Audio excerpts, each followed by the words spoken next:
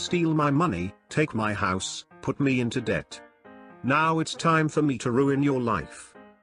My ex stole from me close to 90,000 euros which I saved up for 9 years, and when I took her to court, I lost due to lack of evidence. At the moment I felt destroyed and lost it all. She even sued me for emotional damages and I had to pay 55,000 euros. So I was forced to sell my house and take a big loan from the bank. I stayed at a friend and helped me find some good lawyers. And we just found an amazing one. In one day he helped me so much and even helped me get the info of who took money from my bank account. Something was wrong. 29th of June a transaction happened in my name. I never made it. I was not in the country at the time. Well, would you look at that? I was ready to get back into court when I found out that she bought my house. Well, I have a safe that I never told her about hidden in the bathroom behind the cabinet. Well, she ruined my life. Why not ruin her even more? So I had an accomplice that helped me buy some drugs, worth about 400 euros and used a friend to hide it there. The safe has a 4-digit code, that being 0000, never got to change it to something else. And before taking her to court again I had that same friend who hid the drugs turn her in. It took about a week for the cops to receive a mandate to search the house. They found nothing in the first 2 hours, and they wouldn't if my friend forgot to leave the safe cover open. That 400 euro worth of drugs are equal to a 5,000 euro fine and 12 years of prison. Well, I'm not done yet. Court time again. I had my lawyer get the footage from when the money from the bank was transferred, and also I had a document showing that I was not in the country at the time. We also found out the account to which the money was sent to. The name was that of my ex. Well, look how the tables have just turned. My lawyer also demanded payment for emotional damage, all the money that was stolen, the house, and also money equivalent to 2 times the debt I had in the bank, which is equal to about 140,000 euros. The look on her face when everything came down crashing on her was totally worth it. And on top of the 12 years from drug possession she received an additional 25 years for theft and false testimony. Enjoy it, bitch. Guy takes advantage of my little sister's disability, and I snap. A quick preface. This all happened about a year back. I will not be using real names because I could be in deep shit if I did. All actors in this story will have their names replaced with JoJo references. This is a long one. Context. My little sister, henceforth known as Holly, is mute. She can actually whisper a little, but it takes a lot of effort on her part. She's been mute ever since she was 5, when she lost her ability to speak in an accident. She's very smart, and she's a good-looking kid. At the time of these events, she was 16, and I was 21. Me and my sister live together in an apartment, because my mother is a Roma who isn't well suited to take care of a teenager. She has our twin kid siblings, but not my sister and I. My dad is distant from the family, so helping my sister through high school falls to me. I work at a car parts shipping company, so I get paid just enough to get by. Because of our relatively poor living situation and my sister's inability to speak, she gets bullied at school. Generally it isn't much of a problem. But in the few months leading up to these events she was having increased problems with it. Build up. At the time, Holly was 16, but she was a sophomore in high school due to failing a year in middle school. She refuses to take special ed courses, now because they didn't help her at all, because she's good looking, and is older than most of her class. She gets attention from juniors and seniors. It's mostly negative attention, but there was one guy, who I will refer to as Dio from now on. He's the villain of this story, who treats her really nicely. He's a senior and at this time is 18. He repels bullies from her, because he's a tall, handsome, tough guy, and bullies don't want to mess with him. I don't interfere with them because my sister is visibly happy when she comes home from school and whenever she's around him. I didn't let them hang out alone together, but supervised them hanging out a few times. Anyway, King Crimson a few months, and she stops coming home happy. She isn't hanging out with him anymore either, and although I ask her multiple times, she won't tell me anything about it. I confront him about it, and he evades the topic. At this point I'm suspicious. but I don't know what to be suspicious of. Researching. I'm getting more and more worried about Holly, so I go to her counselor and assistant principal to ask about her activities at school. From what I learn, she still spends all her free time near DIO at school. I find this strange, since she doesn't seem happy anymore. This is where the illegal stuff starts. A few days later, I invite Holly and Dio on a dinner night to Olive Garden. No one can resist Olive Garden.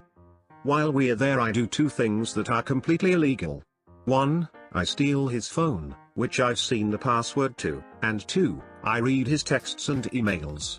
Anything I can to find out what's happened between them. I don't find what I'm looking for, but I do find out that he drinks and smokes weed with his friends on weekends. This will be relevant later. A few days later, I find his phone in the laundry and say it must have ended up in one of our coats on accident. I know for a fact he got it back, because he called me to thank me for having Holly return it. I still didn't have what I was looking for, so I went back to the school and used his previous texts as grounds to check CCTV for any suspicious activity. There wasn't anything suspicious by school standards, but there was something that caught my eye. It was my sister going to the central bathroom in the school, and him going to the boys' room of the same bathroom about a minute later. The bathrooms are separated by a wall, but there's a janitorial closet that opens into both bathrooms and is completely in the blind zone of anyone walking into the bathrooms, let alone the CCTV cameras. At this point, I began to suspect that something was happening between them in that bathroom. It was the only one with a closet like that, and if my memory served me, the closet didn't have a proper lock. It just locked from the outside on both sides. Boiling point. Now that I suspected something, I confronted Holly about it. She broke down crying, and after 15 minutes of consoling, she shakily signed to me something that made my blood boil. Apparently, it was far worse than I expected. I had thought they were going in there and doing drugs or something, since Dio was the kind of guy who would pull that kind of thing. As it turns out, according to Holly, he brought her in there one day, closed the doors, held her down, and raped her. He told her that he would know if she told anyone, and he would hurt her if she did.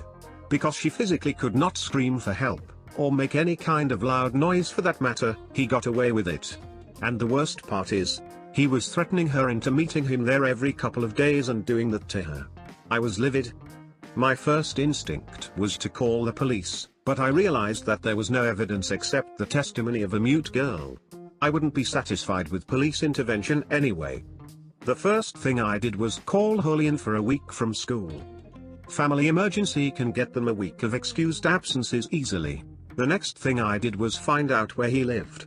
After that, I planned the most brutal revenge I could think of. Highly illegal revenge. My first step was to break into his house. It turns out his parents go out a lot, and he leaves to smoke and drink with his friends. I knew from reading his texts that there was a spare key on top of the porch light in the backyard. That Saturday, I scoped out the place, and waited for everyone to leave. I then began phase 1 of my revenge. I went into his house through the back door, and found his room. I smashed his PC, stole his wallet, and pissed on his bed. Then I poorly hid 2 small bags of weed in his house. I have a friend who grows. Finally, to hide the fact that it was targeted, I tossed up the rest of the house, but didn't take anything. I then went to a Starbucks and used the Wi-Fi and DIOS debit card.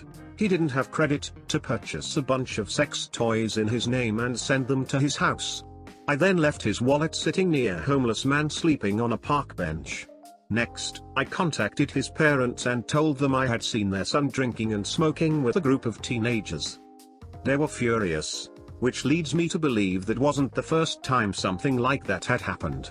Finally, I went to the back road he walked on his way home from his drinking parties, which I had found out in a text from one of his friends. I waited for 2 hours in some bushes for him to walk by, and then, wearing sunglasses and a hoodie, jumped him. I demanded his money and phone. Although I knew he didn't have his wallet, I kept one hand in my hoodie pocket, pointing it like I had a gun, which he believed. He handed over his phone and ran away. I then finished up my plan by using his phone, which I still had the password to send an email to the school from his school email, confessing to raping my sister in the janitorial closet multiple times, as well as possessing drugs on school grounds and drinking alcohol when he was underage. Then I snapped his phone on my knee and went home. Aftermath. My sister went back to school the following Monday, armed with a can of mace I bought her. Dio wasn't at school, and she was called in by her counselor. She confessed, and he was charged with rape, underage drinking, and illegal drug possession. On top of that, his parents completely disowned him, and he was expelled from the school. Sadly, this story doesn't have a completely happy end. This whole ordeal sent Holly into a downward spiral. Her grades fell behind, and she barely smiled. In March of 2018, she attempted suicide by cutting herself, and it was pure luck that I found her in time. She's getting better now, but the emotional trauma will probably affect her for life. I pray to whatever cruel gods are out there that he gets a taste of his own medicine in prison. Edit. Holy shit, this blew up. Thanks for gold and silver everyone. My sister says thanks too.